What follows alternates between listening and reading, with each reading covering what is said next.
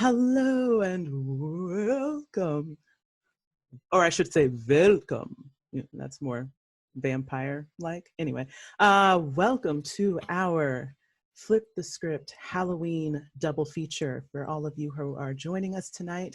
We are so excited to present to you this spooky-ooky rendition of our script readings. We have not one, but two awesome tales for you tonight, all centered around the theme of vampires. So whether you like them kooky or you like them spooky, we got both for you tonight. So rules of engagement. If it is your first time participating in a read with us, we simply ask that you keep your cameras off and yourself muted through the production. We're going to have some fun surprises throughout. So just stay on your toes, stay ready. There's going to be some different little twists and turns we're going to add to our normal read as we go between our narratives. But what's even more awesome tonight is that we have a guest director, one of our own flippers, in fact. I hope it's cool with you guys that I just decided that we're all going to be called flippers. And hopefully it doesn't remind you too much of the dolphin. Did I just age myself? Anyway. Remember Flipper? Yeah. We're flippers. Yes, one of our very own flippers, Josh, is going to be guest directing tonight. In fact, you know what? Why am I talking? Let me just go ahead and throw it over to Josh. Josh, take it away.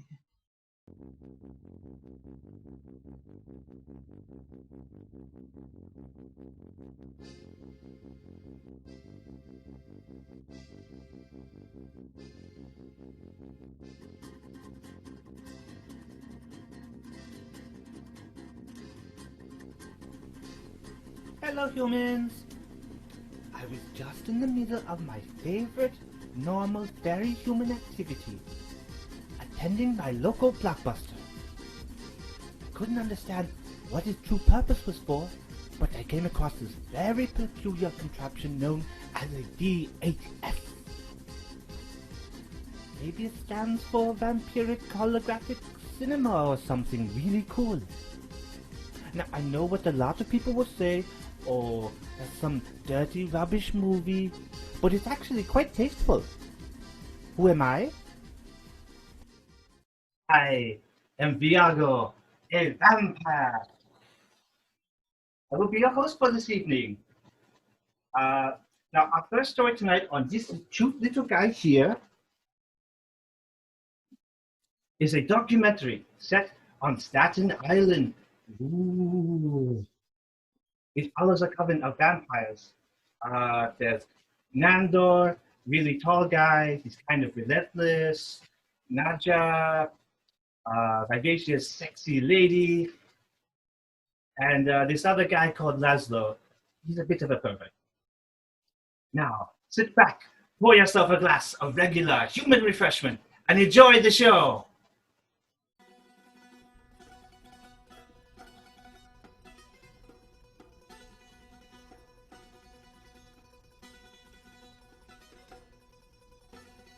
Lit only by the moon, we see Naja hover outside Jenna's dorm room window. I have given a strange girl the most beautiful gift, the gift of becoming a vampiric, blood-sucking creature of the shadows. Inside, Jenna watches her reflection in the mirror. She's unaware of Naja, but thinks she sees something behind her. Did you see that? She turns to look. Her reflection does not turn with her. Naja vanishes.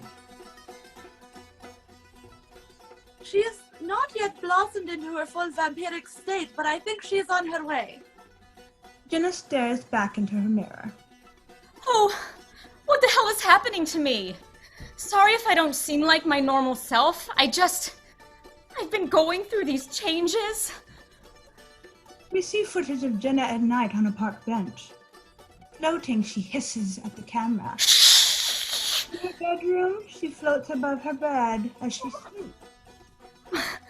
Having crazy dreams? It's super weird. My friends have noticed.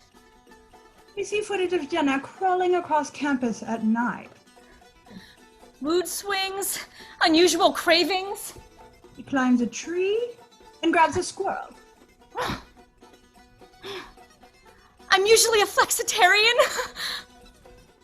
In a religious studies class, the projector shows a Michelangelo painting of Jesus on the cross. Jenna smiles. I've developed an eye sensitivity and a skin sensitivity. Jenna's skin starts to smoke. She flees the classroom. And sometimes I have this urge to tear my roommates to shreds. Don't sing if you want to live long. They have no use for your song. You're dead, you're dead, you're dead, you're dead and out of this world. Now your hope and compassion is gone. You've sold out your dream to the world. Stay dead, stay dead, stay dead. You're dead and out of this world.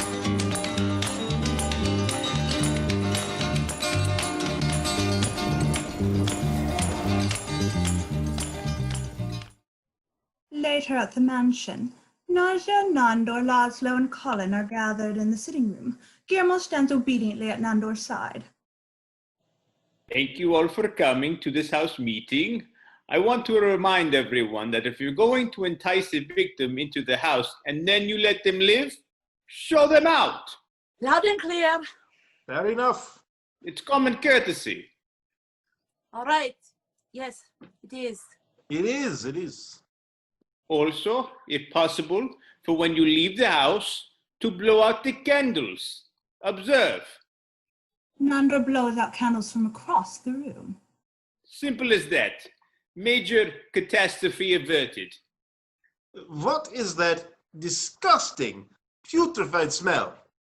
Like a snake in heat. That may be me. I'm wearing a new cologne called Mr. Hijinks. Okay, great. I am here. Aftershave. Laszlo cuts him off.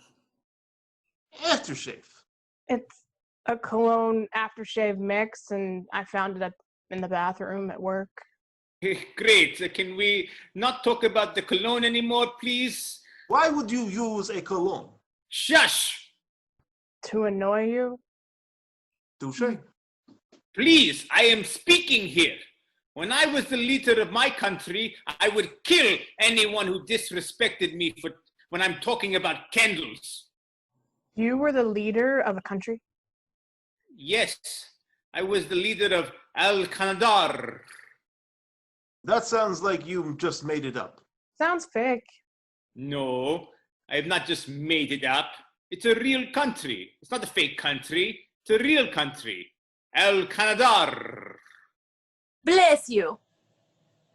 Guillermo, go to your intelligent telephone machine and look it up. Okay, so Could you spell that? A-L, new bird. I got it. Oh, great. How is it doing? Not so hot. It's dissolved. What? When did this happen? 1401. Oh, Nandor is devastated. Everyone else looks uncomfortable. In his room, Nandor shows old depictions of himself as ruler of his country. To find out that your country has not existed since 1401 is a pretty sudden shock. It was my home. Yes, I was driven out for pillaging and killing. That's all fair enough, really. What do I have now? Nowhere is my home. Late at night, Nadia watches in the shadows as Jenna struggles to catch a fish with her bare hands.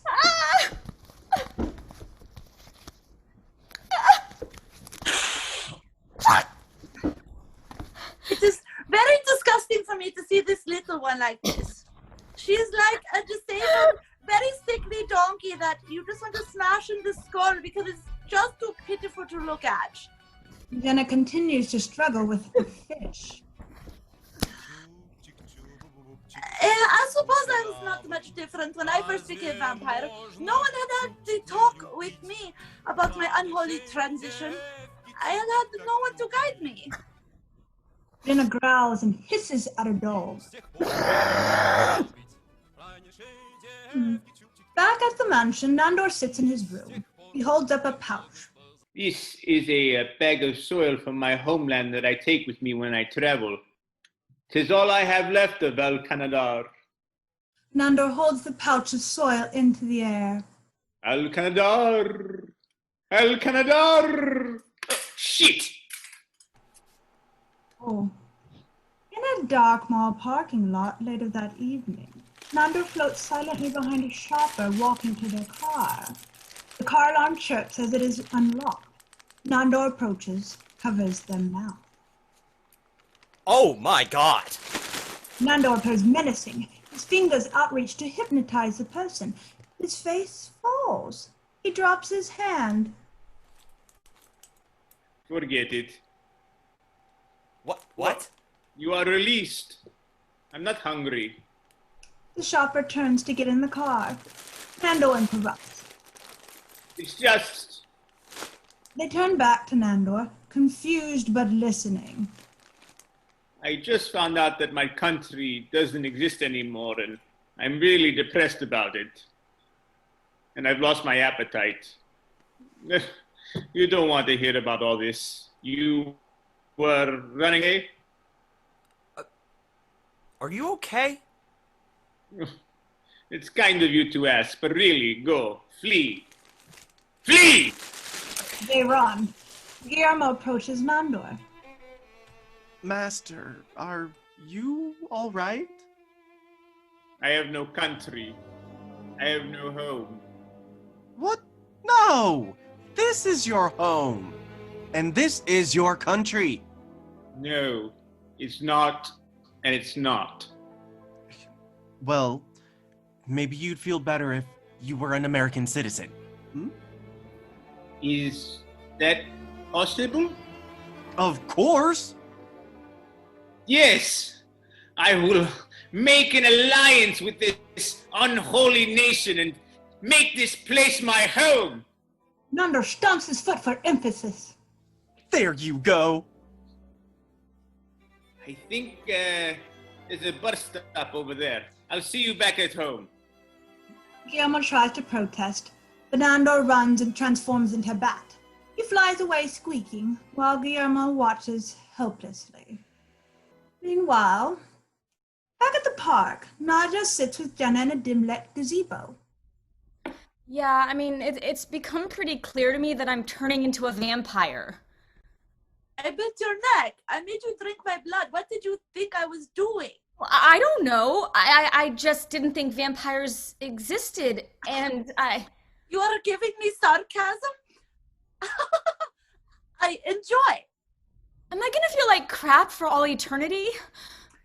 Darling, you feel like crap because you are eating crap. You are living like a little chimney boy. If you want to be a powerful, strong vampire, you just have to complete your transition. How do I do that? Darling, it's nothing.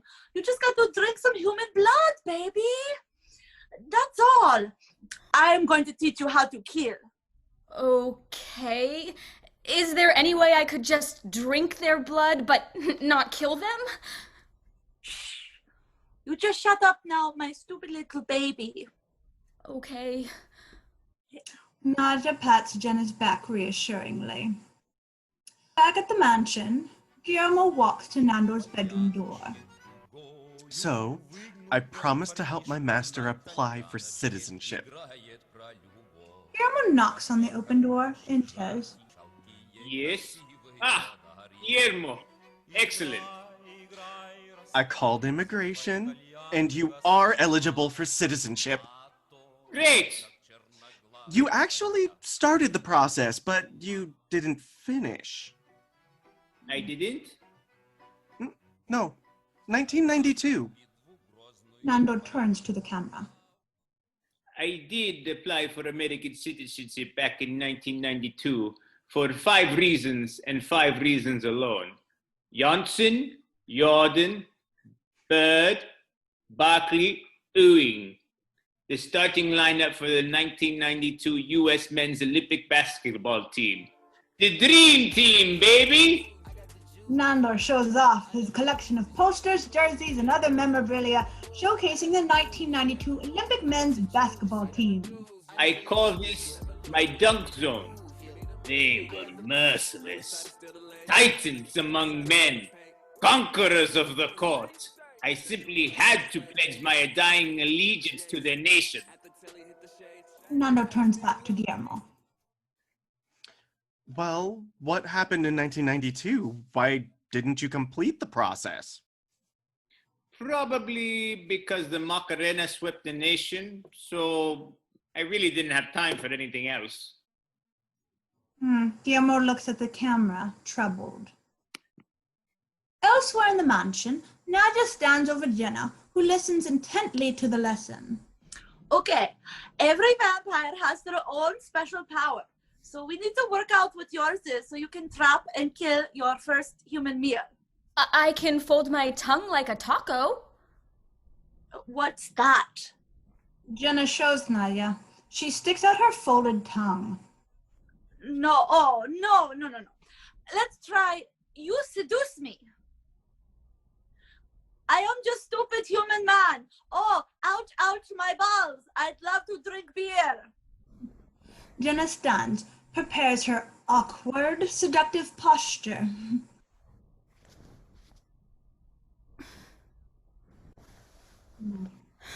Okay. Now bite your lip seductively. Jenna bites her lip. It crunches and drips a glob of blood. She touches the open wound. Ow! Okay, maybe seduction isn't your special power. Well, what's yours? I am an excellent crawler. You can see. Oh. Jenna watches Nadia crawl up the wall. She can do everything. Nadia reaches the ceiling and looks back down at Jenna. Come on, try it. Maybe you're a creepy crawler like me. Jenna seems unsure as she attempts to climb. Darling, it's very easy. You just scratch up the wall. Jenna climbs about halfway up the wall. That's right. Come on. That's it. You're doing... And then Jenna crashes to the ground, knocking all the panes off the wall with her. Oh, no. Are you okay? Jenna groans. Laszlo storms in from the other room. What the hell is going on? He sees a mess of picture frames, but he doesn't see Jenna. What is all this mess? He notices Nadia on the ceiling. What are you doing up there? Calm down, Laszlo. I was just teaching this stupid little baby vampire how to crawl. Who? Jenna. Who's Jenna? Nadia points to the ground behind Laszlo. She's right there. Laszlo finally notices Jenna. Oh, right. I didn't see you. She should be in the cage. Laszlo! Jenna runs away. Nadia and Laszlo continue to hiss at one another. That's a horrible thing to say! See what you've done? Ruined her confidence. Jenna slams a door down the hall. Damn. Idiot. Meanwhile, in the mansion's cozy library, Guillermo and Nandor sit across from each other in an interview-type setting. Okay, just imagine we're at the immigration office and I'll be the government official. Guillermo reads off of note cards.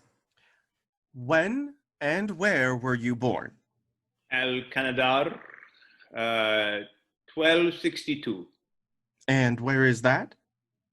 Southern Iran. Maybe not mention Iran. Why did you leave your country? Standard reasons, driven out by peasants.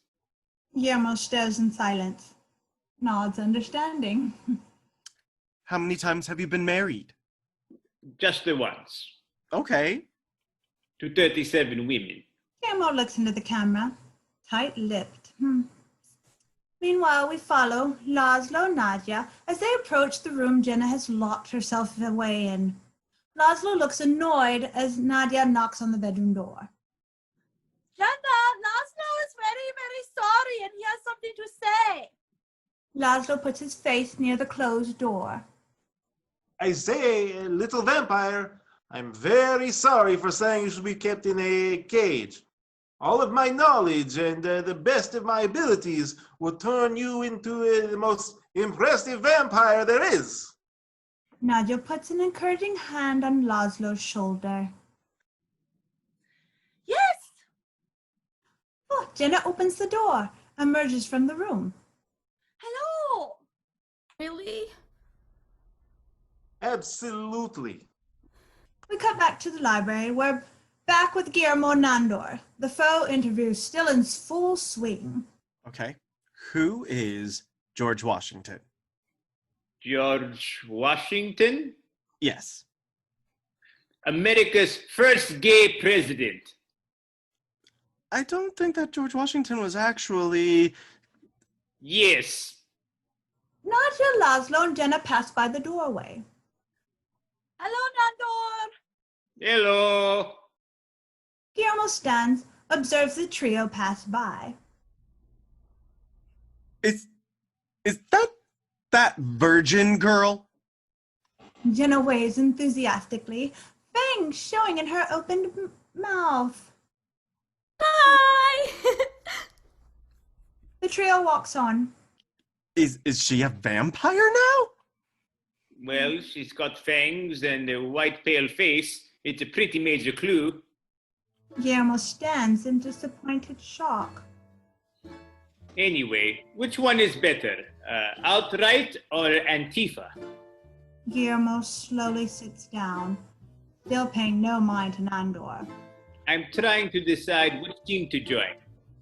We then see Guillermo enter his room and he sits on his bed, a fake stressed smile across his face. So I just found out that Naja has turned someone so random. It's crazy.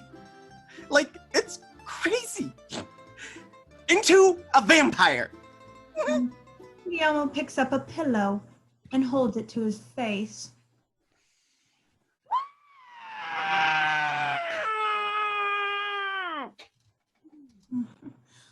Meanwhile, in the hallway, Nadia, Laszlo, and Jenna climb the staircase to the roof. The transformation into a bat is probably the most important thing a vampire can do. Yes. Jenna begins to undress. Do you have somewhere that I could put my clothes? No, don't do that. Wait, what are you doing? Jenna stops after taking off her jacket. Well, if I'm going to be a bat, then don't I have to get... The two vampires stare at her, confused. naked? I mean, where do my clothes go? Jenna looks from Nadia to Laszlo. Huh.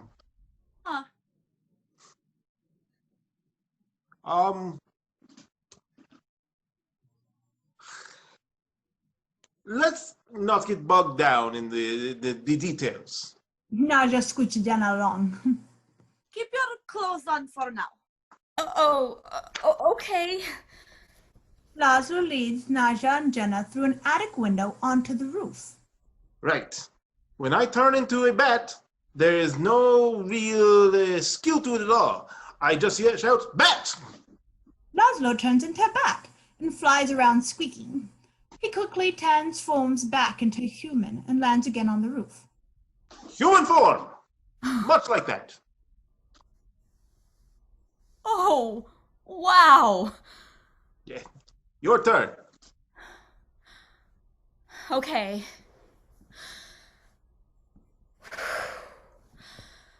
Bat! Jenna transforms into a human-sized Batgirl. It's unnatural. Oh. Oh. Figured Bat Jenna flaps around in chaos. It's okay. Calm down and just stop screaming. Terrifying. Nadia turns to Laszlo. Bat Jenna's screaming continues. What would you call that? The two vampires watch Jenna struggle. I don't know. Moments later, Guillermo re-enters the library, begins quizzing Nandor once again. They're both holding study materials. We the people. Nando looks up from his pamphlet. He repeats after Guillermo. We the people. We the people. A loud thud interrupts him. Jenna can be heard from outside. Ow! Nando's attention turns to the window behind him. What was that? Sounded like someone threw a bag of garbage off the roof. Well, go investigate. Guillermo shuts his textbook, gets up, and pulls aside the window's paper covering, revealing Jenna outside. She's back in her human form. She's face to face with Guillermo through the window. Sorry. Hi. Guillermo turns back to Nandor. Yep. Bag of garbage. Hi. Is there any way you could let me back in? Yeah. Oh, Guillermo recovers the window. You can figure it out on your own now, since you're a fucking vampire.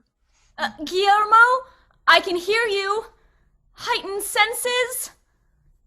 Guillermo stares dreadfully into the camera. Drawing room, Naja and Jenna sit on the couch. Laszlo stands over them. Jenna looks like a disappointed child. I just don't understand. Turning into a bat is the easiest thing for a vampire to do. Laszlo and Jenna leave. Naja turns to the camera. I am not disappointed with Jenna's progress so far. So, maybe she doesn't have a special power. So what? She's a below average vampire. Either way, I do think she's very much ready for her first human meal. We are going to go to a party full of hot idiots. The next night, Jenna and Naja approach a frat house. Jenna has on dark makeup and red lips. College kids with drinks hang around the front steps. Naja turns to nervous Jenna. I believe in you very much. Naja confronts two frat boys drinking outside the front door. We demand you invite us inside your house carnival, now. One of the frat guys shakes his head, amused. Yeah, that's gonna be a no. Ew. She gets in his face, waves her hand in a hypnotic motion. We will do whatever the hell we want. And you will respect women a lot more after this, okay? The frat guy nods under her spell. Okay. We cut to at the same time. Nandor is at his immigration interview. He sits across the desk from a generic government worker. Flutter surrounds them both. The counselor looks as if he can't be bothered to care. Obviously, I'm going to hypnotize my interviewer into giving me my citizenship. When was the last time you traveled out of this country? Nandor waves a hypnotic hand at the counselor. Listen to my words. The counselor looks up, confused. You will grant me American citizenship and make me one of your evil empire. The counselor stares. Sir, is this a joke to you?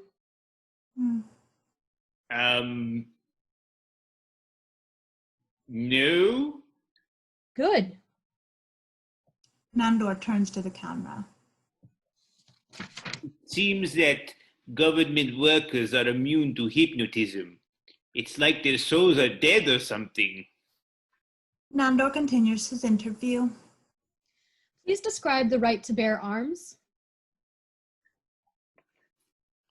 If it's a nice day, you should have the right to bear your arms. All right, moving on. Nandor turns to the camera. I don't detect any human left in them. Back at the party, a ska band plays over chatter and dancing. Nadia leads Jenna through the crowd. They have to yell over the noise to hear one another. Right. Who in here looks lovely, yummy, yummy, tasty enough to eat? Naja points at a drunk college kid balancing a banana across the bridge of his nose. Oh, what about him? He looks like a really good laugh. He's in my stats class. So I cannot kill him because that would be a really big blow to his family. I can't take that on emotionally. Naja rolls her Really? eyes. Darling, listen to me. We are in a room full of pure assholes. You can do no wrong. Honestly, I believe in you, my darling. Okay. Okay. Back at the immigration office, Nandor's interview continues. We elect a president for how many years? 1,000 years. The counselor glances at the camera. Okay. The idea of self-government is in the first 3 words of the Constitution. What are these words? Nandor spreads his hands up, stumped. Hey, you guys? Yeah. Okay. So, what does the Constitution do for the people? It Oppresses them. The counselor stares. Back at the frat house, the party is still raging. The music's still blasting. Jenna and Naja approach a student. Try and get his attention, darling. Lovely face. Jenna approaches a lanky guy in a ball cap. Are you enjoying your drink? He doesn't respond. Are you enjoying your drink? Still no response. He turns back to Naja. I don't think he hears me. No, I just think maybe you're not trying hard enough. It's just watch me, okay? Jenna nods. Naja turns to the frat guy from the front door. Oh, hello. Oops. I'm very sorry for bumping into you. I will punish myself later because I'm such a bad girl. Who are your parents? They are very bad for making such a big boy. I love you so much. Unimpressed, Naja turns back to Jenna. See, it's very, very easy. The frat guy hasn't left. Just might want to spend the rest of my life with you. I live to be your slave. Yes, yes. Now go upstairs, put your head deep inside the toilet bowl, and flush it 7 times.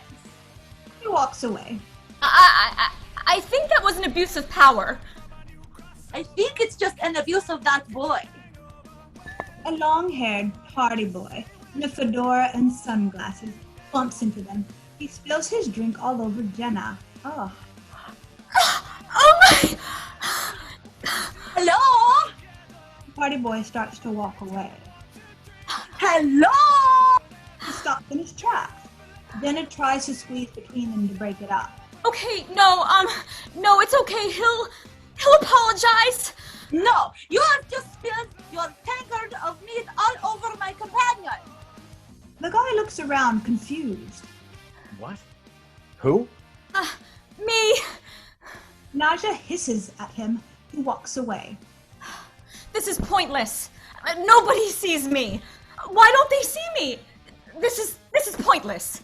Oh, darling, it's not pointless. Jenna is getting more and more upset. No, you know what? I'm done. I'm done. I've had it. She starts to walk away. Thank you. I'm sorry. But Jenna tries to push her way through the partygoers. Excuse me. Can you just get out of my way? Jenna starts shoving people out of her way. The partygoers react as if they can't see what is moving them. Get out of my way! Why does nobody hear me? Ah! She vanishes. An invisible force bumps into partygoers. What? The partygoers gasp and grunt as they are shoved and spill their drinks. Shouts of "Whoa!" and "What is that?" can be heard over the music. A keg is lifted and smashed to the ground by the invisible force. Big sprays everywhere. The partygoers scream. Naja laughs. Jenna reappears. Did you see? Did I? Really? She runs up to Jenna. Jenna? Whoa. She whips around to Naja. Naja is freaking out. You weren't invisible! Didn't you see it? Jenna stares, slack-jawed. You have a very, very special power. You are going to murder so many human people with this. Naja looks like an excited mother. Jenna vanishes and reappears. She vanishes and reappears once more and lets out a bigger scream of excitement. The party girl, in her own drink, baffled. This is the best night of my life. Okay, wait. Jenna vanishes. Where has she gone? She reappears in a pose. Dracula's in the house. Oh, she vanishes. Where's Jenna? She reappears with her hands on the side of her head, peeling. There she is. This is amazing. I have a cool vampire power. Now, I wonder if anyone looks a little yummy, scrubby bummy for you to murder with your mouth right now, eh? Yeah? The two ladies observe the room. Jenna spots the long-haired party boy singing on stage. Now invisible, she pulls him away. Partygoers gasp as the music stops. She drags him out of the party. He grunts and struggles against her strength. Up. Nobody helps. Jenna drags him backwards, down the porch steps and into the bushes. He glances around in fear. Jenna reappears. Fuck! Hi, hey there. No, it's okay. Jenna pulls his head back and excitedly bites into his neck. He gasps. She raises her head with a crazed look. She bites him again, this time drinking more. The party boy falls silent. Naja watches proudly from the porch. Jenna pulls a mason jar out of her bag and attempts to catch the spurting blood. Just need, a little bit, sorry, just gotta get the lid, nice and tight. Oh, just so it doesn't spill in my backpack. The frat guy emerges behind Naja with wet hair. I have done as you asked, mistress. Not now, big boy. Go and eat some bricks. He turns and walks away. We cut back to the immigration office. The interview still continues. Now, to test your English comprehension, I'm going to ask you to recite the Oath of Allegiance. Okay. The counselor hands Nandor a piece of paper. He begins to read from it. I hereby declare on oath that I absolutely and entirely renounce and abhor all allegiance and fidelity to any foreign prince without any mental reservation or purpose of evasion. So help me. Nandor chokes. He takes a breath. So help me. He chokes again. The counselor stares him down. So help me. He struggles. Could I possibly skip the last bit? Eh? The counselor glares at Nandor. So help me God! Oh, flames burst from Nandor's mouth. The counselor jumps from his chair. The flames hiss out of as Nandor covers his mouth and runs from the office. The counselor stares after him with an unsettled look. Guillermo waits patiently for Nandor outside the building. Nandor comes out looking bummed. You ready to go? I didn't pass. I made a fool out of myself. They walk on. I have no country. I have no home. I have no people. I am a little lost duck floating in the middle of the ocean. Oh, will you stop fucking complaining? They stop walking. Nando turns to Guillermo, shocked. Excuse me? You know, I'm tired of it. So what? You're not a fucking American citizen. You're not a citizen of anything. You're a vampire. Nando looks around, uncomfortable. Okay, you can fly. You can transport anywhere as a bat. You are immortal. Do you have any idea how much people would pay, who they would kill, just to be who you are? To be in your shoes, in your fucking shoes. You should be fucking proud of yourself, proud of who you are. Oh, Nando looks touched. Wow. Guillermo, you are right. I am a vampire. A very cool and powerful vampire. Nando leaps onto the roof of a car. He throws his arms in the air as if talking to a crowd. Hear my words. I am a proud vampire. I will not bow down to your pathetic bureaucracy. It is you who will bow down to me. I do not need your citizenship.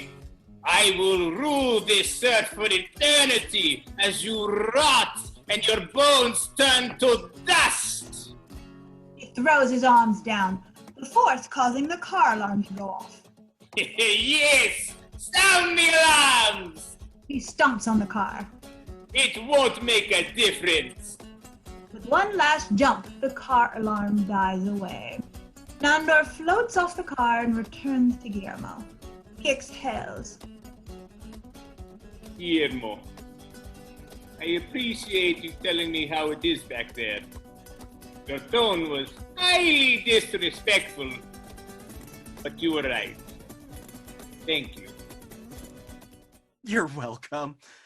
I guess now that you have your confidence back, you probably need some vampire sidekick to, Nah, I'm good. Oh. Guillermo stares ahead. I am a little disappointed that I did not get to be an American citizen. I was really looking forward to buying a gun. Oh, you don't need to be a citizen to get a gun. They give those to anybody. Really? Yeah. Even in El Canadar, you couldn't get a sword without the checking of your background. The two walk off. Down the street, from the frat party, Jenna and Naja relish in their excitement. Hands down, the best night of my life. I mean, I'm invisible. Yes! I ate my first dude, and I've never stayed up this late. Can we, watch the sunrise or something? That would be so nice. Naja stiffens. Oh. I mean, we could cozy up. About that, very funny story. You can never go in the sun again because if you do, you will burst into a boiling ball of flame. Sorry. Jenna thinks, nods. Oh, she sees a parked motorcycle and runs up to it. I got it. What? What is it? Motorcycle helmets protect vampires from the sun. Haven't you seen Blade? Jenna snags the two helmets off the motorcycle. They can put things on. They put these things on, and then the sun can't hit you. Naja takes a helmet from her. Oh. Trust me, it's the night of many firsts for both of us. The night passes. At dawn, we see Jenna and Naja sitting on the roof of the mansion, wearing the stolen helmets. Their voices are muffled. You are now a full, strong vampire. You no longer need me. Naja strokes Jenna's helmet. And thus, your never-ending journey begins. It's so exciting. It is. The sun starts to rise. We hear sizzling. What the fuck? Both girls' skins are smoking. Oh. Ow! They pat themselves down. Oh, that's very hot! Oh, we must go! They transform into bats. Jenna's bat still deformed. And they fly inside. The end.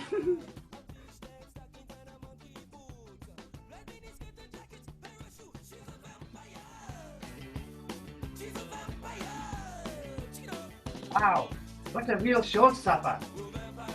I bet you're saying to yourselves, what sort of sinister spell was used to capture such a magnificent performance? Well, so would I.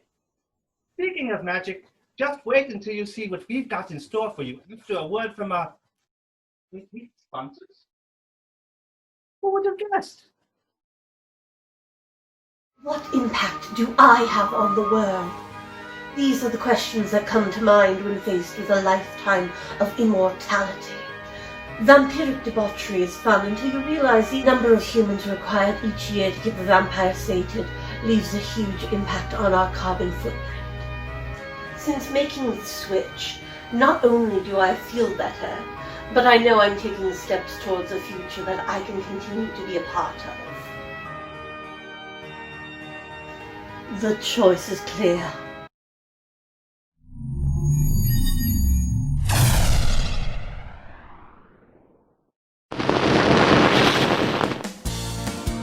Good morning, Los Angeles.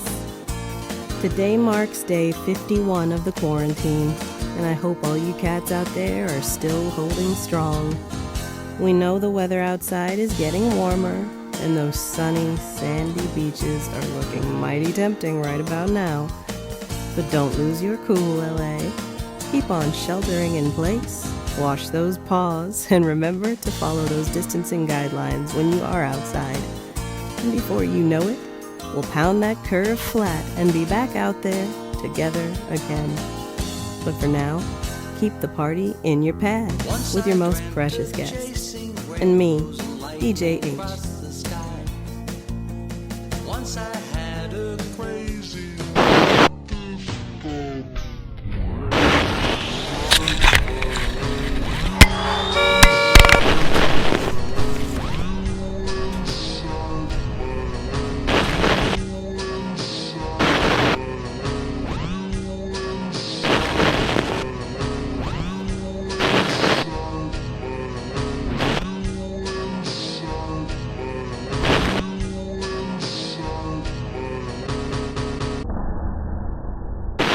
Take care, LA. inside my head. I always seem to be dreaming.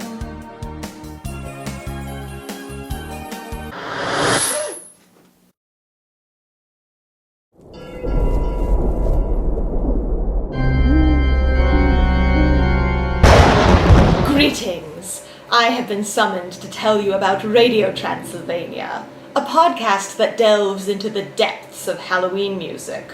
Want to learn the history of the spooky songs you know and love, and discover new tracks to add to your collection? Then tune in, if you dare!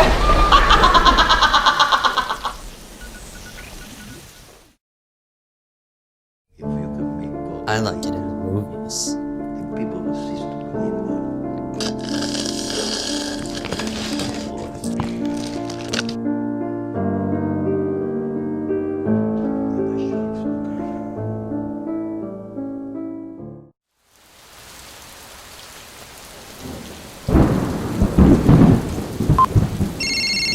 Where are you taking me? Help me! Mommy! Mom! Help me! Help me!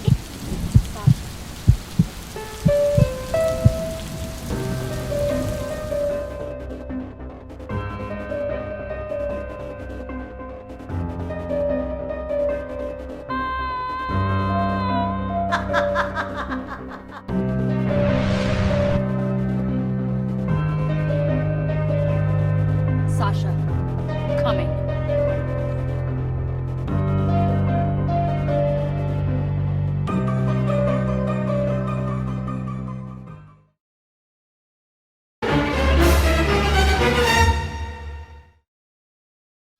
just saying maybe I should be trying some of that synthetic blood.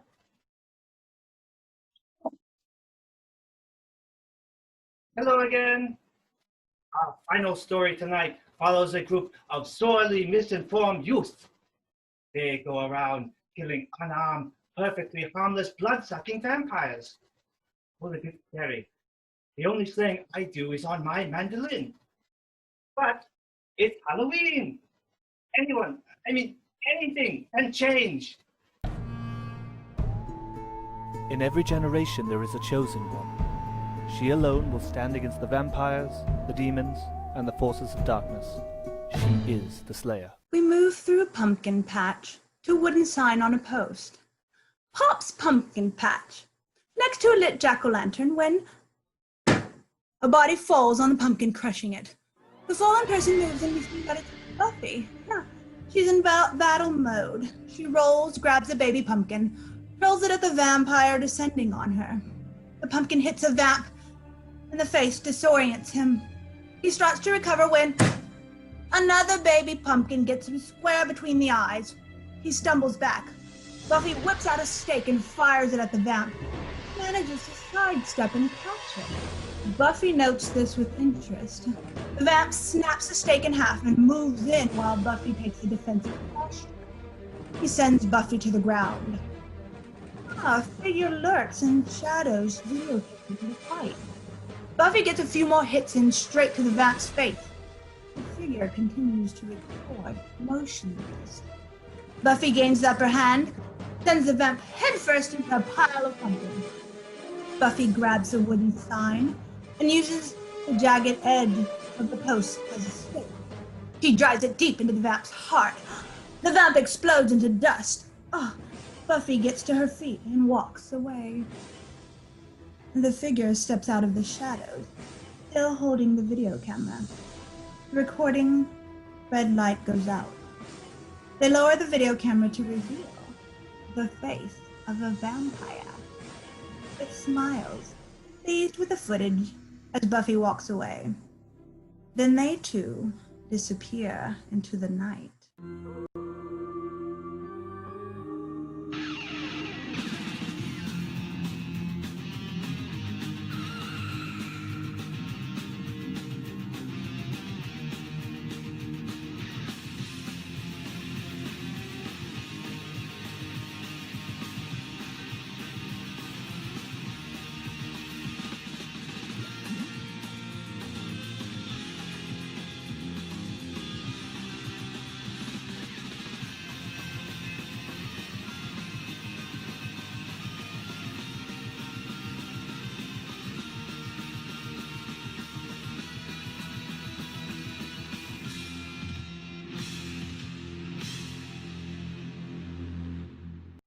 Another night at the Bronze. Through the crowd we see Angel, sitting at a table alone. He looks a little bored, impatient. A voice snaps him out of his brooding. I know. Is the Bronze not happening or what? Angel looks up to see Cordelia standing over him, looking amazing as usual, and knowing it as usual. Hi. I'm waiting for Buffy. Great. Cordy sits down, makes herself comfortable. I'm supposed to be meeting Devin, but he's nowhere to be seen. It's like he thinks being in a band gives him an obligation to be a flake. Well, his loss is your incredible gain. He drones on. Angel isn't thrilled, smiles thinly. Buffy enters, looking a little sheepish. She's a mess from her recent slayage. She runs her fingers through her hair, pulling seeds and bits of pumpkin muck from it. She sees Angel and Cordelia at the table. Cordelia laughs. Angel shakes his head and finally laughs too. Maybe at her, maybe not. Cordelia looks radiant, in full flirt mode. Buffy catches sight of her reflection, a complete mess. She starts to turn away.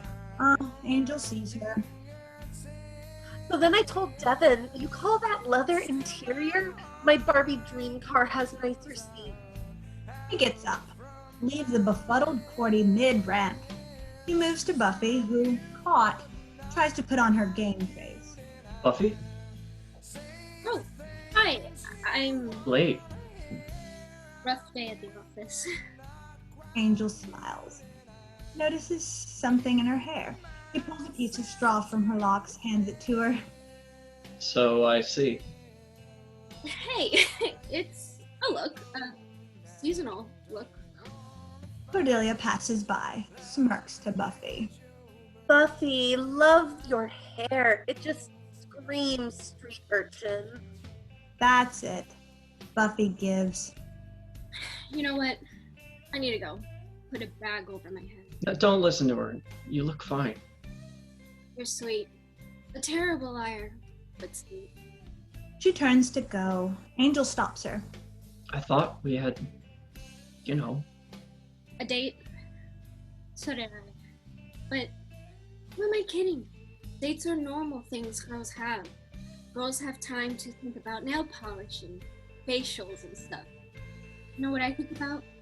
Ambush tactics. Beheading. Not exactly the stuff dreams are made of. She leaves. Angel is at a loss.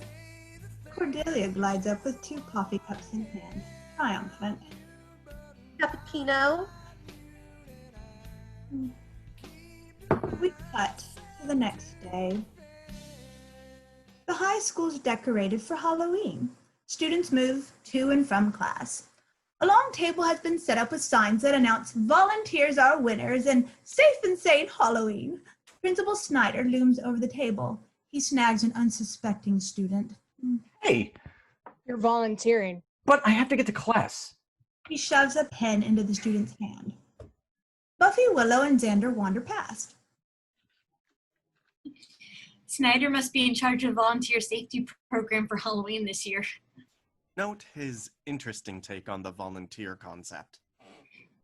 A bunch of little kids need people to take them trick-or-treating. Sign up and you get your very own pack of sugar-hyped runts for the night.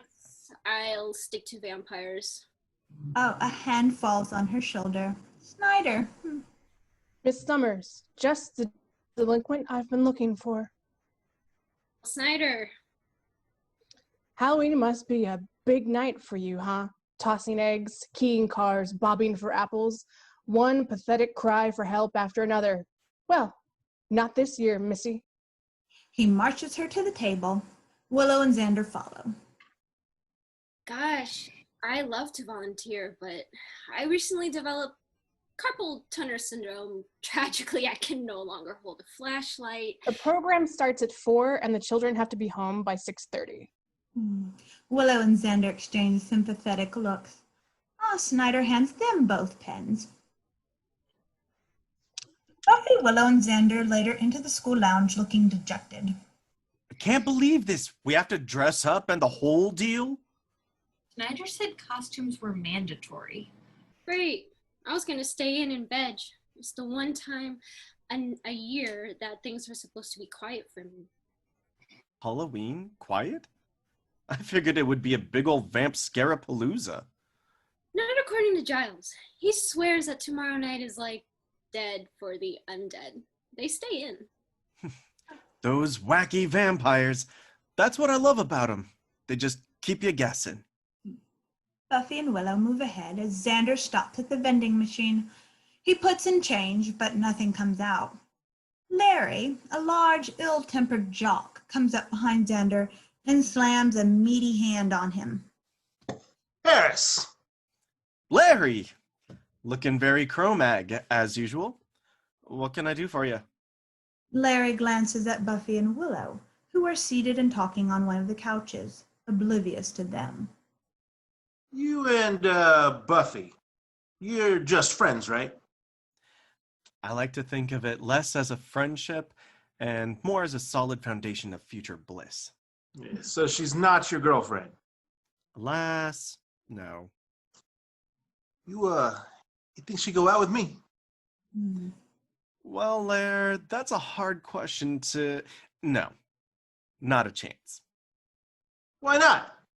I heard some guys say she's fast. Xander suddenly loses his sense of humor. I hope you mean that in the like the wind sense. You know what I mean. That's it. Xander grabs Larry by the lapels, furious. That's my friend you're talking about. Larry is amused and pumped up by Xander's outburst. He pulls himself up to his full height. Oh, yeah. What are you going to do about it? I'm gonna do what any man would do about it. Something damn manly. Xander tries to shove Larry into the soda machine, but Larry barely moves. Larry draws his fist back. Xander grimaces, but is ready to take the hit. But another hand grabs Larry's fist, snapping it back from Xander's face.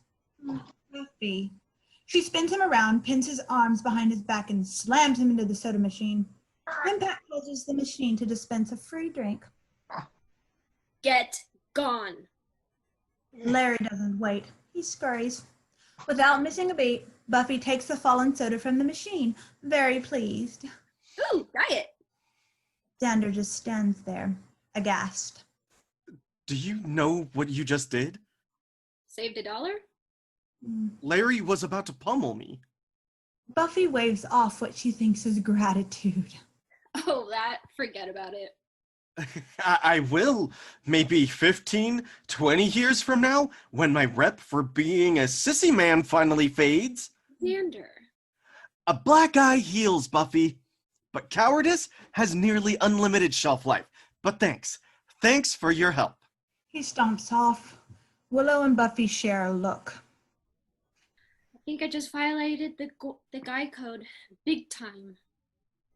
Poor Xander. Boys are so fragile. They move back to the couches. Speaking of, how was your date last night? Misfire. I was late due to unscheduled slayage. Showed up looking trashed. Was he mad? Actually, he seemed pretty unmad, which may have had to do with the fact that Cordelia was drooling in his cappuccino. Buffy, Angel would never fall for her act. Sure. Why would he want a stunning, totally turned out babe fawning all over him when he could have me? It's Spin Cycle 97. You know what I mean. She's not his type. But how do we know? I mean, what is his type? Or even what his turn-ons and turn-offs are. I've known him for less than a year, and if you haven't noticed, he's not one to overshare. True. It's too bad we can't sneak a look at the Watcher Diaries and read up on Angel. I'm sure it's full of fun facts to know and tell. Mm-hmm. They both know this is the answer. Yeah, too bad. That stuff is private. Also, Giles keeps them in his personal files, in his office, which he never leaves. Most importantly, it would be wrong. Well, Buffy enters the library. Willow stays outside the door. Buffy creeps towards the office, not noticing Giles emerging from the bookcase behind her. Oh, Buffy, excellent. Nothing! Hi! I wanted to talk to you about tomorrow night. As it should be calm, I thought we might work on some new battle techniques. You know, Giles, you're scaring me now. You need to have some fun.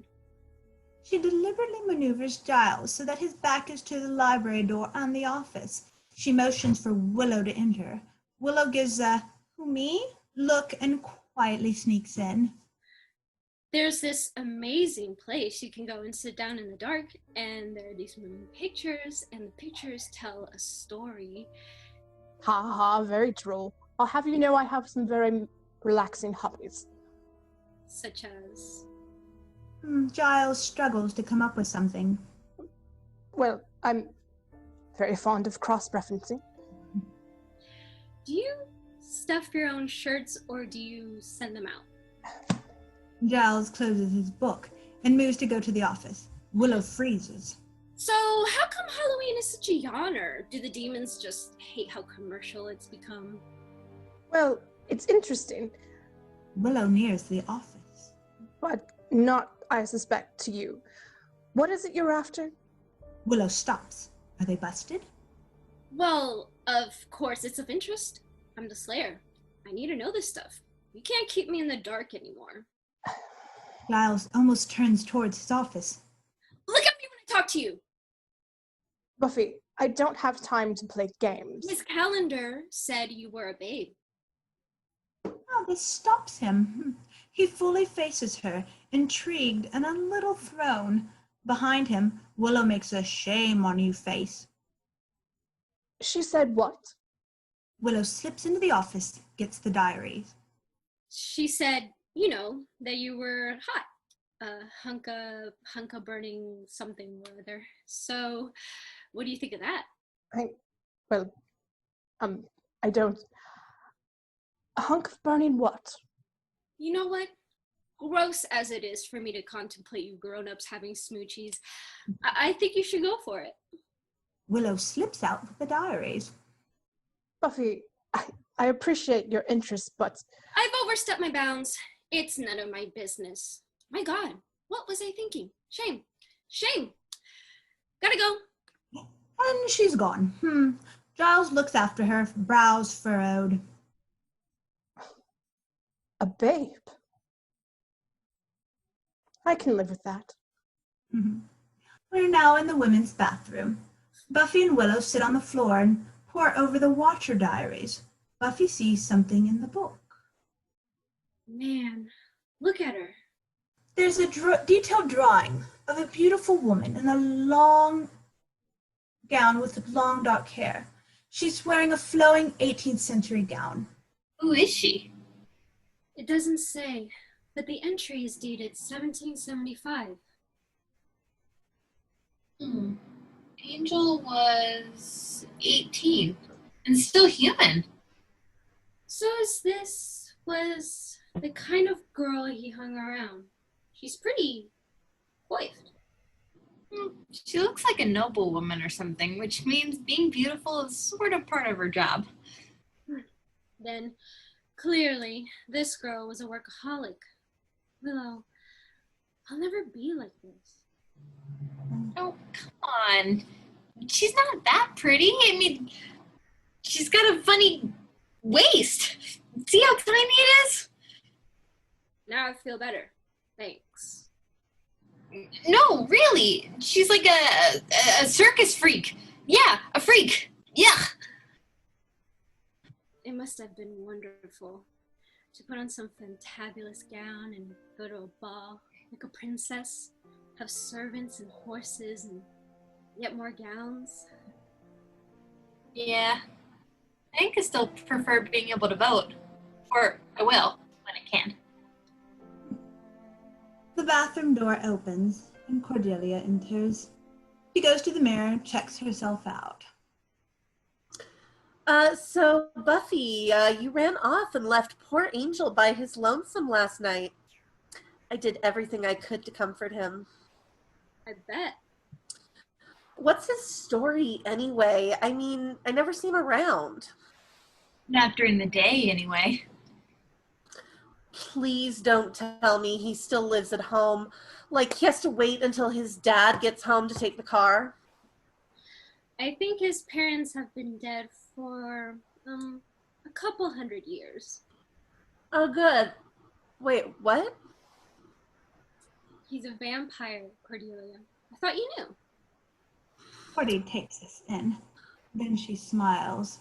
Oh, he's a vampire. Of course, but the cuddly kind, like a Care Bear with fangs. It's true.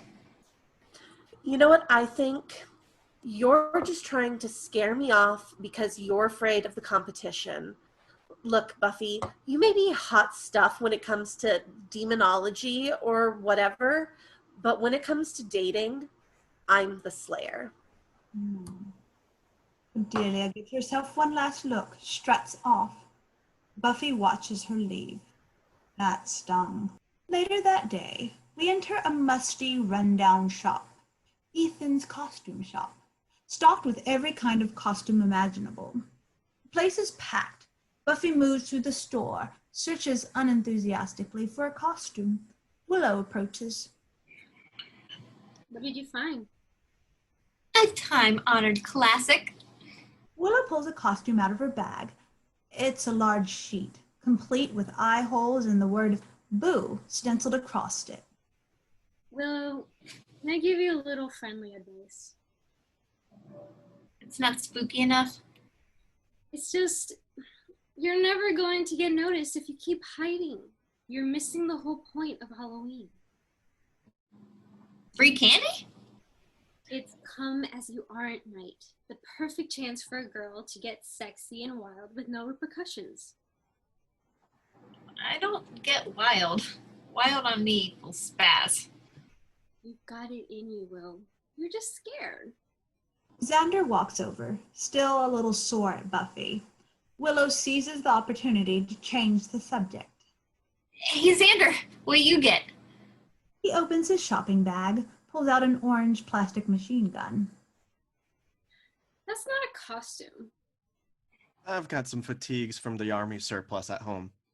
Call me the $2 costume king, baby. Hey, Xander, about this morning, I'm really sorry.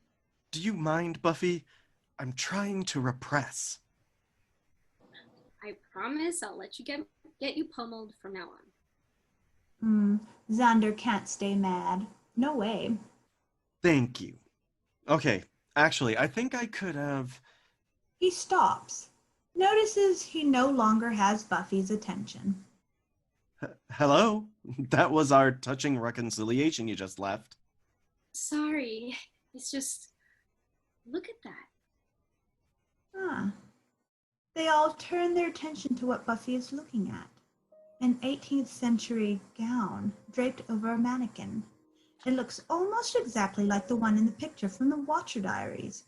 Buffy moves to it, mesmerized. Willow and Xander follow. It's amazing. Too bulky. I prefer my women in spandex. Buffy is about to touch it when Ethan Rain, the shop owner, approaches. He has a devilish glint in his eye and speaks with just a hint of a British accent. Please, let me. It's... Magnificent, I know. He takes it off the mannequin and holds it up to her. My, meet the hidden princess. Buffy looks at herself in the mirror. She is indeed transformed. I think we've made a match, don't you? I'm sorry, there's no way I can afford this. Nonsense. I feel quite moved to make a deal you can't refuse. Buffy turns back to her image in the mirror. A goner. Ethan smiles. Later that night, at the Brick and Brock factory, the room is awash in blue light emitting from a series of televisions lining the wall.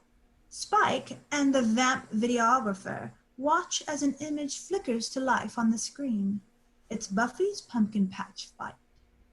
Alright, here it comes. Spike watches the tape with single-minded concentration. On the TV, Buffy falls into frame, gets up, and slams her attacker with a pumpkin. Rewind that again. I want to see it again. Spike paces wired. She's tricky. Baby likes to play. The video plays again. Spike points out where she breaks a sign and stakes the vamp. You see that? Where she stakes him with that thing. Now, that's what you call resourceful. Rewind it again. Miss Edith wants her tea. Spike turns to see Drusilla, who has wandered in with one of her dolls. She is pouty and dreamy. Spike welcomes her, but his attention stays on the video of Buffy. Come here, Poodle. She glides to him. He puts his arms around her. Do you love my insides? The parts you can't see? Eyeballs to entrails, my sweet. That's why I have to study this Slayer. Once I know her, I can kill her. And once I kill her, you can have your run of sunny hell and get strong again. Don't worry. Everything's switching outside to inside. It makes her weak. Really? Did my, pet have a vision? Oh, do you know what I miss? Leeches. Talk to Daddy. This thing that makes the Slayer weak, when is it? Tomorrow. No, but tomorrow's Halloween. Nothing happens on Halloween. Someone's come to change it all. Someone new. Well, meanwhile, after hours at Ethan's costume shop, we see a hooded figure move into the back. A hand lights a number of black candles that circle an altar. We see Ethan in the black robe. Before him, in the center of the circle, there is a statue of a woman. Her features are placid, beautiful. Kneeling before her, Ethan speaks, his hands closed in prayer. He opens them, revealing bleeding wounds in each palm. The world that denies thee, thou inhabit. The peace that ignores thee, thou corrupt. Ethan dabs blood on his eyelids and paints a symbol on his forehead. Chaos as ever, I am your faithful, degenerate son. We circle around the statue and see a hideous male face. A face of pure evil. It's the next day. It's Halloween. Buffy stands in front of her mirror wearing the gown from Ethan's shop. She also has a brunette wig on, the hair elegantly piled up. She looks absolutely stunning. Then we hear Willow call from the bathroom. Where are you meeting Angel? Here, after trick-or-treating. Mom's gonna be out. Does he know about your costume? Nope. Call it a blast from his past. I'll show him I can coif with the best of them. Come on out, Will. You can't stay in there all night. Okay, but don't laugh. I won't. She stops dead when she sees Willow, in the costume Buffy picked out for her. Total rocker babe. Black halter top, leather miniskirt, boots. She looks drop-dead gorgeous and totally uncomfortable. Wow. Willow grabs her ghost sheet and turns back for the bathroom. Will, you're a dish. I mean, really. Buffy stops her. But this just isn't me. That's the point. Halloween is the night that's not you. Is you, but not you. You know? Before Willow can respond, the doorbell rings. That's Xander. You ready? Yeah. Okay. Willow smiles, but her eyes tell another story. A deer caught in the headlights. Cool. I can't wait to watch the boys go nonverbal when they see you. Downstairs, Buffy opens the door. Xander enters dressed in a cheap army costume, ripped camouflage pants and jacket, aviator sunglasses, and his plastic gun. He salutes. Private Harris reporting for... He stops, stunned. He drops to one knee. Buffy, my lady of buffdom, the Duchess of Buffonia. I am in awe. I completely renounce spandex. Thank you, kind sir. But wait till you see. Hi. Casper. Willow is once again covered in her ghost sheet. Hey, Will. That's a fine boo you have there. Buffy looks at her, disappointed. Willow just hangs her head. We're now back at the school. Later that afternoon, children flood the high school. Lots of little demons and goblins running around with trick-or-treat bags. Larry, dressed as a pirate, a costume that's even less imaginative than Xander's, brandishes a plastic sword as he approaches. Where's your bodyguard, Harris? Curling her hair? Xander glares at him. Larry makes a sudden lurch at Xander, who flinches. Larry moves off, laughing. Xander takes aim at him with his plastic machine gun. Almost fires, but thinks better of it. Plastic passes. Principal Snyder leads a couple of children over to Buffy. One of them is dressed like a vampire, of course. Here's your group, Summers. No need to speak to them. The last thing they need is your influence. Just bring them back in one piece and I won't expel you. Buffy rolls her eyes. Nearby, Oz stands at his locker, his guitar with him. He's accosted by Cordelia, who wears a typical skin-tight cat outfit. Oz. He turns, assesses her. Cordelia, you look like a great big cat. That's my costume. Are you guys playing tonight? At the Shelter Club. Is Mr. I'm the lead singer, I'm so great, I don't have to show up for a date or even call going to be there? Yeah, you know that we're just calling him Devin now. Well, you can tell him that I don't care. And that I didn't even mention it. And that I didn't even see you, so that's just fine.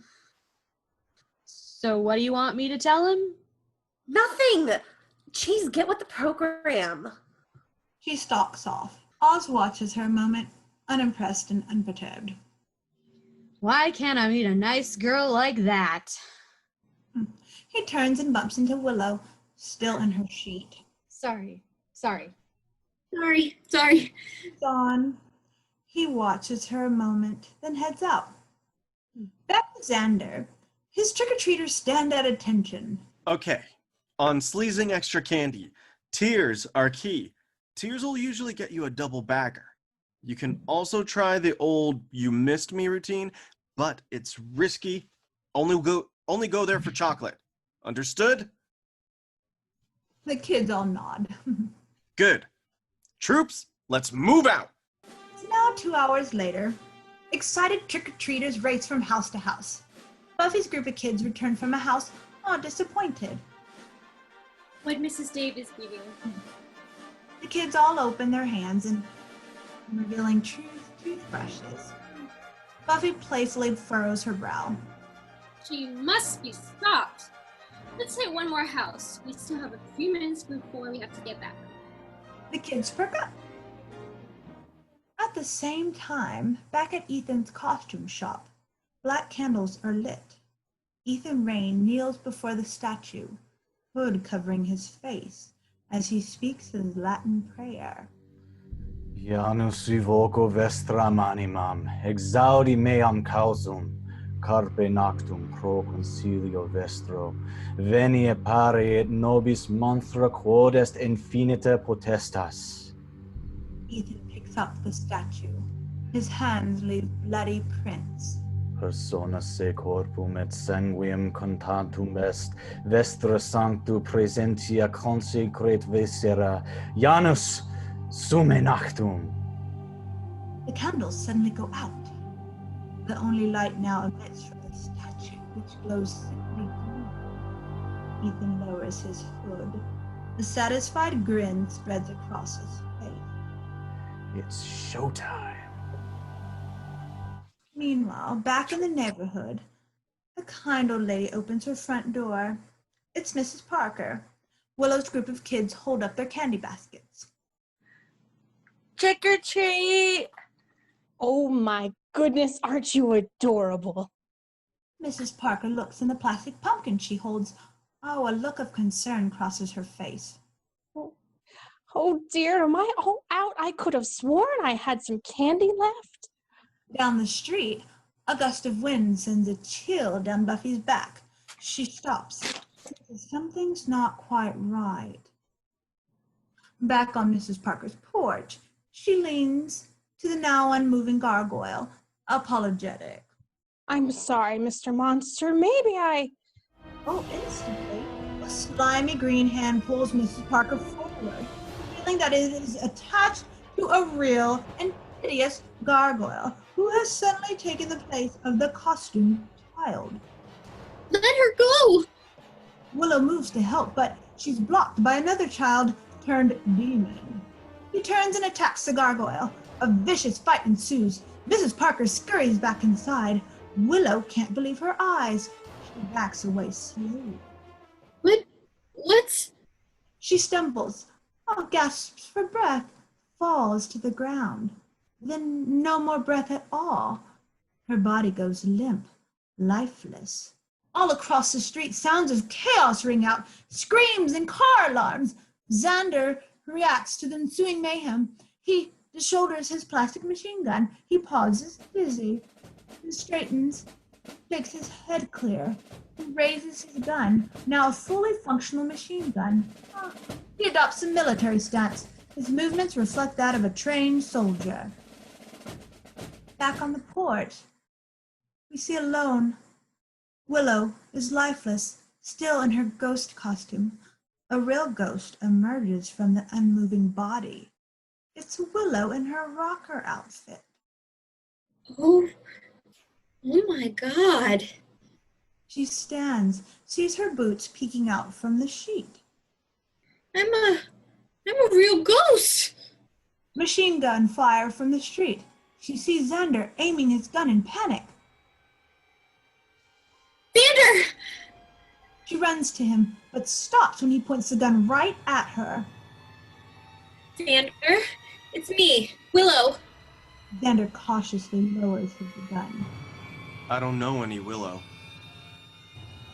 Quit messing around, Xander. This is no time for jokes. What the hell is going on here? You don't know me? Lady, I suggest you find cover. He starts to move past her. She steps in front of him. No, wait! But he passes right through her and emerges on the other side. She shudders. Ooh. Xander spins, freaks out. He raises the gun on her again. What are you? Xander, listen to me. I'm on your side. I swear. Something crazy is happening.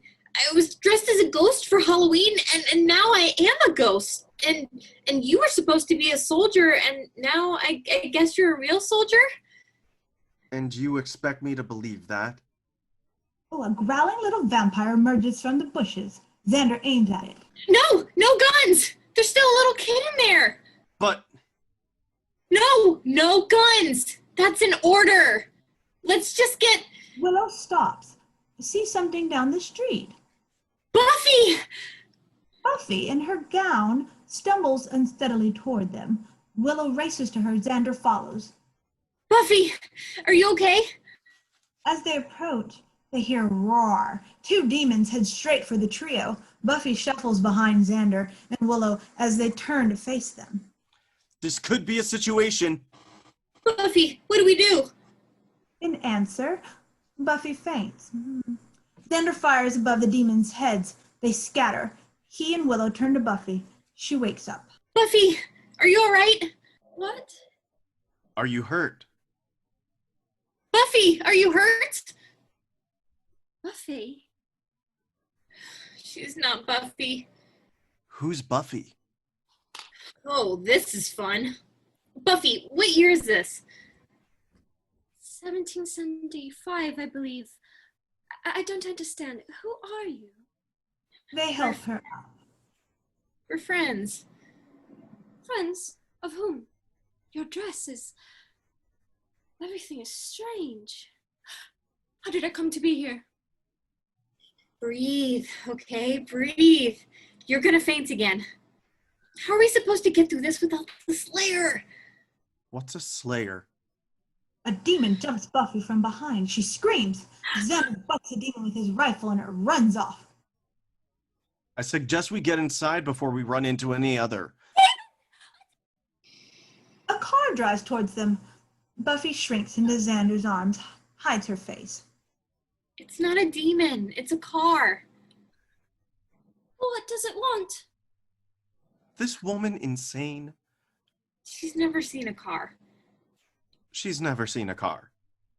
She's from the past. And you're a ghost. Yes, now let's get inside. I just want you to know I'm taking a lot on faith here. Where do we go? Where's the closest? We can go to a friend's house. The girls rush through the back door of Buffy's house. Xander follows. He shuts the door and peers through the blinds. Buffy is entirely confused by the kitchen and its appliances. Okay, I think we're clear. Hello? Mrs. Summers? Good. I think she's gone. Where are we? Your place. We just need... Violent banging on the front door startles them all. Xander moves first, Willow just behind, and Buffy trails last. Don't open it! It could be a civilian. Or a mini demon. The banging stops. Xander cautiously looks out the window. Buffy's attention is caught by something. She approaches the mantel to see a photograph of herself. She picks it up, deeply puzzled. This could be me. It is you. Buffy, can't you remember anything at all? No, I don't understand any of this, and this is some other girl. I would never wear this. Low apparel. I don't like this place. And I don't like you. I just want to go home. She begins to cry. You are home. The banging stops again. Buffy shrieks. They're dressed up like Xena? Xander again looks out the window. And a demonic hand smashes through, grabs at him. He jumps back. Not a civilian! Affirmative! He sticks his gun through the broken glass. Hey, what'd we say? He fires a short burst upward. We hear the demon scamper away. Big noise scare monster, remember? Got it. From far off, a scream. Ah! Damn it! He exits. Buffy cowers beside Willow, eyes on the door. Surely he'll not desert us. Whatever. The scream was Cordelia's. She runs down the street, her costume torn, her hair a mess. Several yards behind her lopes something hairy. Xander runs down the sidewalk and intercepts her. She screams. Xander? Come inside. He rushes her towards the house. Back inside, Xander brings Cordelia in, slams the door behind them. Cordelia! What's going on? Okay, your name is Cordelia. You're not a cat. You're in high school and we're friends. Well, sort of. That's nice, Willow. And you went mental when? You know us? Yeah, lucky me. What's with the name game? A lot's going on. No kidding. I was just attacked by Jojo the dog-faced boy.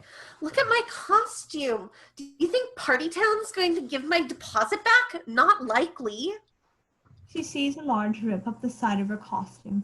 Xander sees it too and takes off his jacket, puts it around her. Both Willow and Cordy notice Xander's new bicep. Here, take this. Thanks. Okay. You three stay here while I try to get help. If something tries to get in, just fight it off. It is not our place to fight. Surely someone will come and protect us. What's that riff? It's like amnesia, okay? They don't know who they are. Just sit tight. She takes off. She passes Cordelia, who remarks to the others. Who died and made her boss? Just as Willow passes through the wall behind her.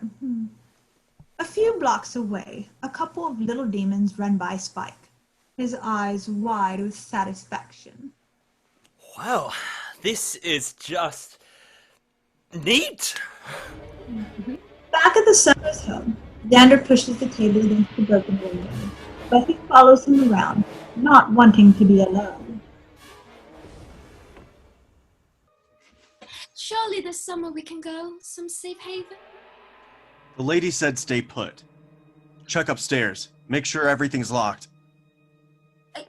You would take orders from a woman? Are you feeble in some way? Ma'am, in the army we have a saying. Sit down and shut the... Whoa. He picks up a fallen photo from the mantel. This one is of the trio, Xander, Willow, and Buffy. She must be right. We must have some kind of amnesia. I don't know what that is, but I'm sure I don't have it. I bathe quite often. Then how do you explain this? I don't. I was brought up as a proper lady. I'm not meant to understand things. I was meant to look good. And then someone nice will marry me. Possibly a baron. This isn't a tea party, princess. Sooner or later, you're gonna have to fight. Fight. These low creatures. I'd sooner die. Then you'll die. Oh, good. You guys are all right. Angel enters from the kitchen. They turn in shock. It's total chaos out there. Who are you? They all stare, confused. Does somebody want to fill me in? Do you live here? No, you know that. Buffy, I'm lost here. What's up with your hair? They don't know who they are. Everyone's become a monster. It's a whole big deal. How are you? They're suddenly pounding all around them. The lights go out. Buffy shrieks and grabs Cordelia. Do you mind? Take the princess here and secure the kitchen. Catwoman, you're with me. Cordelia hands Buffy over to Angel and follows Xander into the living room. But I don't want to go with you. I like the man with the musket. Come on. Do you have a musket? They enter the kitchen. The back door is ajar. I didn't leave that open. He moves cautiously toward it. Buffy watches, frightened. She stands next to the cellar door. Silently, it opens behind her, and a demon approaches from the shadows. Angel shuts the back door, turns. Look out! Buffy spins. The demon grabs at her, and she slams the door on its arms. Hurt, it flings the door wide and sends her sprawling to the floor. Angel tackles the demon, wrestles it away. Buffy gets up, searches, and grabs a knife. She peers tentatively and sees Angel on top of the demon, his back to her. Struggles to hold it down. A stake! What? He turns. Get me a stake! And she sees his vampire face. She screams, turns, and runs out the back door. Buffy, no! But the demon senses his hesitation and throws him off. Meanwhile, we cut over to the Sunnydale Library. Giles works on its cross-referencing. He hears something, suspiciously looks around, and Willow runs through the wall right in front of Giles. He jumps. Notes, cards fly everywhere. Willow holds up her hand. Hi. One blustered explanation later, Giles and Willow are surrounded by books, looking for something, anything. Willow looks up, frustrated. I don't even know what to look for. Plus, I can't turn a page. Right. Okay, then let's review. At sundown, everyone became whatever they were masquerading as. Right. Xander was a soldier, and Buffy was an 18th century girl. Giles stares. And your costume? I'm a ghost. Yes, but the ghost of what exactly? Oh, this is nothing. You should have seen what Cordelia was wearing. She had a unitard and these cat things, ears and stuff. Good heavens, Cordelia became an actual feline. No, she was still the same old Cordelia, just in a cat costume. She didn't change. No. Hold on. Party Town. She told us she got her outfit from Party Town. And everybody who changed, where did they acquire their costume? We all got ours at this new place, Ethan's. They both come to a realization. Meanwhile, on the streets of Sunnydale, Xander, Cordy, and Angel, no longer in his vampiric form, come out of the shrubs. You're sure she came this way? No. She'll be okay. No, Buffy would be okay. Whoever she is now, she's helpless. Come on. They take off, and we see Spike standing in the shadow. He turns to a group of monsters behind him. You hear that, my friends? Somewhere out there is the tenderest meat you've ever tasted. And all we have to do is find her first. On the other side of town, Buffy wanders lost, alone, and terrified. Her gown is torn, her shoes tattered. She stumbles and Bumps into Larry. Yesterday a bully, now a vile pirate. He grins a black-toothed grin. Meanwhile, at Ethan's costume shop, Giles and Willow enter.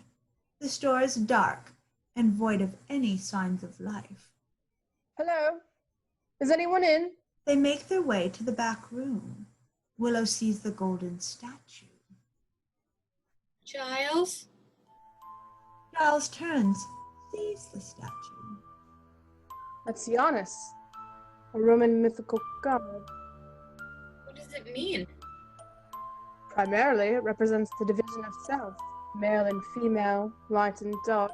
Chunky and creamy style. Oh, no, sorry, that's peanut butter. Ethan emerges from the shadows with a smile. As Giles makes him out, his shock is obvious. He steps in front of Willow, but never takes his eyes off of Ethan. Willow, get out of here. Now. But... Now, Willow. Willow knows Giles means business. She bolts. Hello, Ethan. Hello, Ripper. Ethan and Giles are squared off. Ethan's manner is light. What? No hug? Aren't you happy to see your old mate? Surprised I didn't guess it was you. This Halloween stunt stinks of Ethan Rain. It does, doesn't it? Not to blow my own horn, but it's genius. The very embodiment of be careful what you wish for. It's sick and brutal. It harms the innocent. Oh, and we all know that you are the champion of innocence and all things pure and good, Rupert. This is quite an act you've got going here, old man. It's no act. It's who I am. It's who you are. The Watcher, sniveling, tweed-clad guardian of the Slayer and her kin. I think not. I know who you are, and I know what you're capable of. They don't, do they? They have no idea where you came from. Giles is threatened by Ethan's words, responds with a powerful anger instead of bluster. This is a Giles we don't know. Break the spell, Ethan, then leave this place and never come back. Why should I? What do I get in the bargain? You get to live. Oh, you're scaring. But before he can finish, Giles drops Ethan with a vicious punch. Meanwhile, in an alleyway, Buffy hits the ground, whimpers. She tries to crawl away, but Larry lifts her to her feet. No. He grabs Buffy's face, opens his mouth, and runs his tongue along his black teeth. Ugh. He moves in for a kiss when, out of nowhere, Xander tackles him. Buffy scrambles away as the two men grapple. She runs right into Cordelia. Buffy, are you okay? Buffy throws herself into Gordy's arms. Cordelia isn't quite sure what to do with this. The fight continues. Xander's military training easily overpowers the pirate. Larry tries to reach for his sword, but Xander knocks it away. Angel arrives on the scene.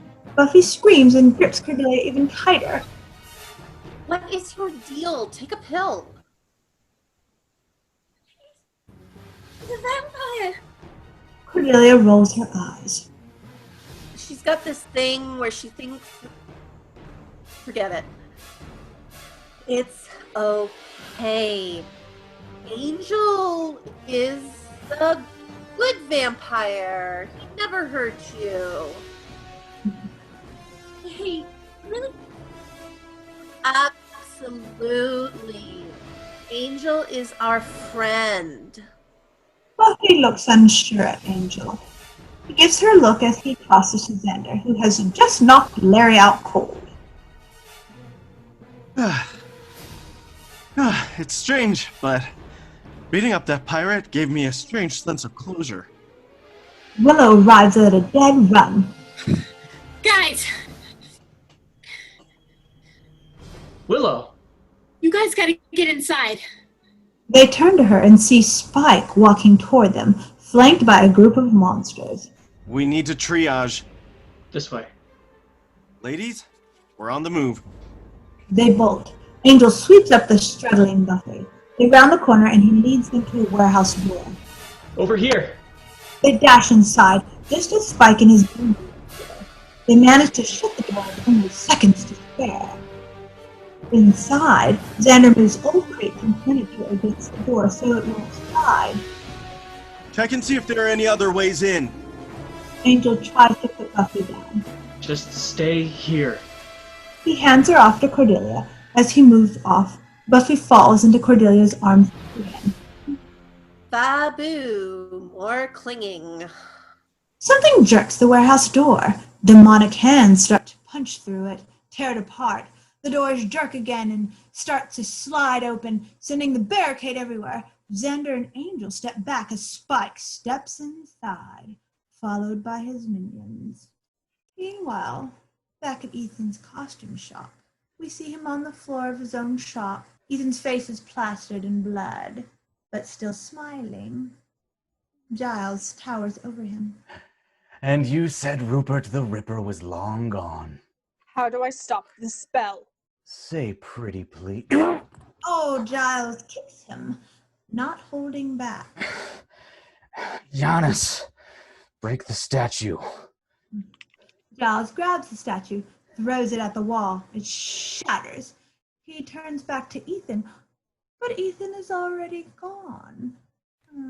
At the same time, Angel and Xander are restrained by the minions as Spike moves in on Buffy. He speaks to her softly, kindly. Look at you, shaking, lost little lamb. All alone. Oh, Buffy fights back tears. Spike smiles, slaps her across the face. Buffy! Angel tries to break free from his guards, but to no avail. Spike grips Buffy's hair and leans in for a bite. Xander breaks free, grabs his rifle and stands.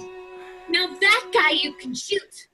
Xander aims his gun at Spike, but when he squeezes the trigger, nothing happens. His gun has returned to its original form, a toy. What the?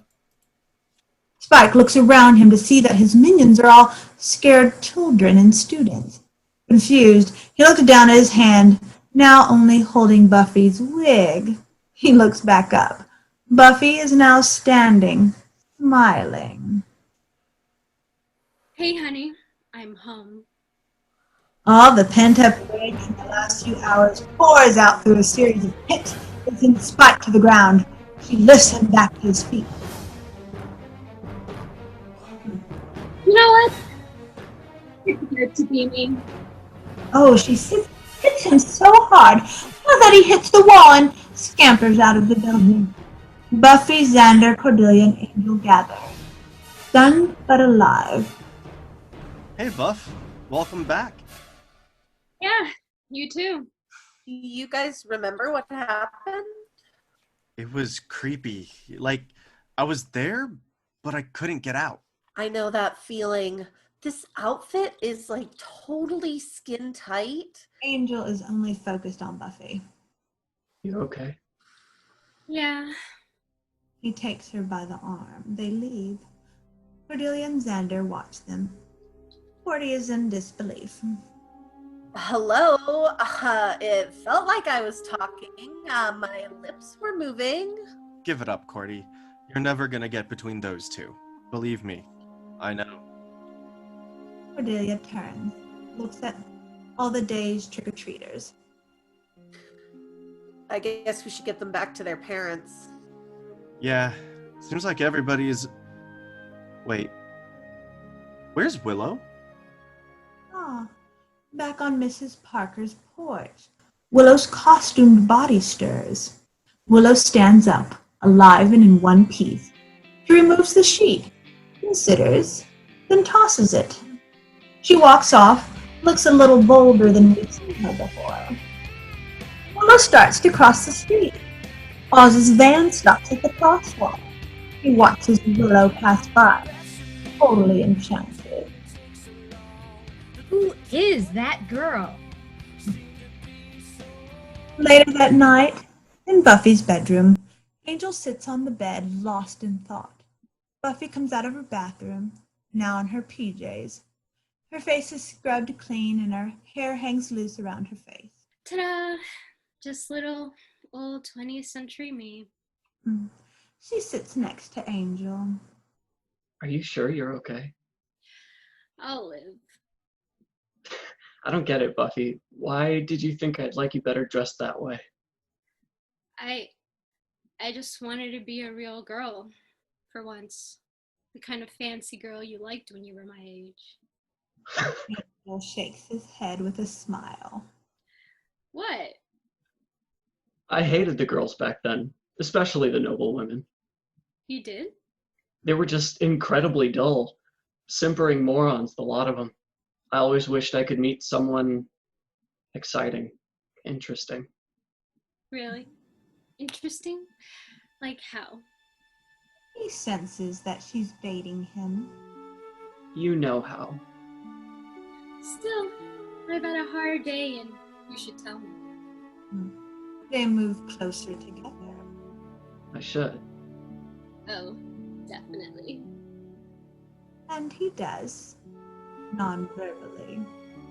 Lucci City. The next morning, Giles enters Ethan's shop. The place is empty, everything packed and gone. He walks around a bit till he finds a card on the counter. Picks it up. On it is written only 3 words. Be seeing you. Giles stares at it, his thoughts unreadable. Blackout. The end. All right. All my actors can have their cameras turned back on, but please wait on the microphones. I have some quick thank yous. Wait, no, I'm not muted. Because you're in my headphones. Anyway, so first of all, thank you all, audience, for showing up. None of these things we do would be possible without you guys coming and giving your support. Thank you. A big thank you to my actors. I put them through a lot of work, and I apologize, but also it turned out really, really great. You guys are amazing. I also want to thank Dimmy, Eric, Callie, and Logan, part of our production team, who did all the promos, did those beautiful credits we did. What We Do in the Shadows one was cracking me up with the faces. And then the final 2 people I want to thank first is Rodnisha, who kind of let me have my own way on the show for my first time here. And if I ever had a question, she was always there to answer it. So thank you so much. She's done so much for us. And then the final person I want to thank is my partner who helped me produce this whole thing, Shyla, who basically did all the script stuff, helped me with the backgrounds, and anytime I was unsure or not quite able to figure out how things were going to go, she was there to help me with it. So she was very helpful in that respect.